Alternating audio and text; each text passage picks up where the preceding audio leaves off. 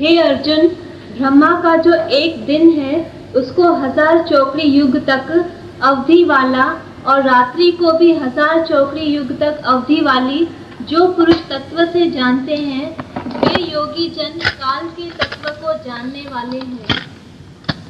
ब्रह्मा का जो दिन है वो 100 चौकड़ी युग वाला है, माने 4 दफा 4 वारी सतयुग त्रेता द्वापर कल युग पूरा होए, ऐसा 1000 वारी 1000 चौकड़ी युग, ऐसा 1000 वारी सतयुग त्रेता द्वापर और कल युग पूरा होए। इतना तो उसका दिन है ब्रह्मा का, इतनी तो बड़ी उम्र है उसकी, आयु है, और इतनी बड़ी फिर रात भी है उसकी।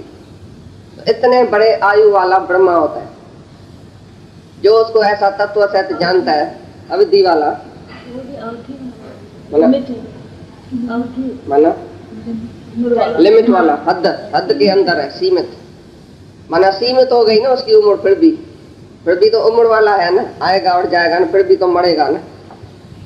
चाहे उतनी उसकी कितनी भी बड़ी उम्र है तो भी अविधि वाला है, माना सीमित है, हद वाला है। तो ये जो तत्व है तो उसको जानता है कि ये ब्रह्मा जो है वो भी हद वाला है, लेकिन आत्मा ही बेहद है। तो आत्मा कार्य देखता है कि ब्रह्मा भी अविधि वाला है, इतनी बड़ी उम्र में वो भोगता है, कितना भी मजा लेता है, तो भी उसको आकर मरना पड़ता है। तो ब्रह्मा की उम्र बहुत बड़ी है तो भी अविधि वाला है, हद के अंदर है, सीमा के अंदर है। इसलिए वे यह भी जानते हैं कि संपूर्ण दृश्य मात्र भूतगण ब्रह्मा के दिन के प्रवेश काल में अव्यक्त से अर्थात ब्रह्मा के सूक्ष्म शरीर से उत्पन्न होते हैं और ब्रह्मा की रात्रि के प्रवेश काल में उस अव्यक्त नामक ब्रह्मा के सूक्ष्म शरीर में ही लय होते हैं। हाँ, ब्रह्मा सभी जब भी सुबह को उठता है तो सारा भूत प्राणी जब उत्पन्न हो जाता है, और जब ब्रह्मा रात को सोता है तो सब भूत प्राणी उसमें लय हो जाते हैं। माना ब्रह्मा के सूक्ष्म शरीर से, संकल्प से, मन से ये सब कुछ उत्पन्न हुआ। ऐसी तरह से तुम भी ब्रह्मा है, जब भी तुम सुबह को उठता है अपने संकल्प से ये सारी सृष्टि उत्पन्न करता है। फिर तुम ही ब्रह्मा है, रात को सोता है तो अपने संकल्प में सारी सृष्टि लय करता है। तुम्हारे भी सूक्ष्म शरीर से ये सारा जगत पैदा हुआ ना, तुम ही ब्रह्मा है। ब्रह्मा होके तुमने सूक्ष्म शरीर मन से ये सारा जगत पैदा किया, फिर रात को इसी मन में तुम लय करके सूक्ष्म शरीर में लय करके सो जाता है। तो बोलते ब्रह्मा भी ऐसा ही है, जब दिन को उठता है तो सारा संसार ये पैदा हो जाता है, फिर जब ये सोता है तो सारा संसार लीन हो जाता है उसके सूक्ष्म शरीर।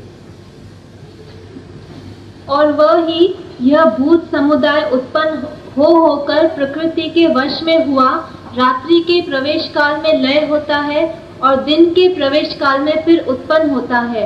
हे अर्जुन, इस प्रकार ब्रह्मा के 100 वर्ष पूर्ण होने से अपने लोक सहित ब्रह्मा भी शांत हो जाता है। 100 साल जब पूरा होता है ब्रह्मा का, सुबह को उठता है सृष्टि उत्पन्न होती है, रात को सोता है, सुबह को उठता है, रात को सोता है। 100 साल जब पूरा हुआ, चौकड़ी युग का 100 साल, तभी ब्रह्मा भी शांत हो गया, माना खलास हो गया। ऐसी तरह से तुम्हारा भी 100 साल है जाति में जाति, तुम ही ब्रह्मा है। सुबह को उठता है सृष्टि रचाता है, फिर रात को सो जाता है, फिर सपने में सृष्टि रचाता है, तुम ऐसा ब्रह्मा है। तो ऐसा सुबह रात तुम सृष्टि रचता है, फिर लय करता है, फिर सृष्टि रचता है, फिर लय करता है, आखिर 100 साल के बाद मर जाता है। तो जैसे ब्रह्मा की उम्र इतनी बड़ी है, तुम्हारी भी 100 साल उम्र है, मनुष्य की भी 100 साल उम्र है, 100 साल तक जी सकता है। तो तुम भी ऐसा ही ब्रह्मा है, सृष्टि उत्पन्न करता है, फिर लय करता है।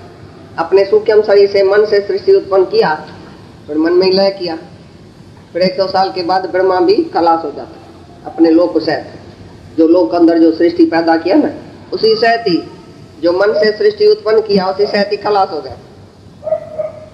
तुम भी हर एक अपनी अपनी सृष्टि उत्पन्न करके अपने लोक सहित ही खलास हो जाता है। हर एक अपना अपना लोक है ना ब्रह्मा का, ये सब ब्रह्मा बैठे अपनी अपनी सृष्टि तुम्हारी अलग अलग तुमने उत्पन्न किया, फिर लय किया, फिर 100 साल के बाद खलास हो गया, सृष्टि सहित ही तुम खलास हो गए।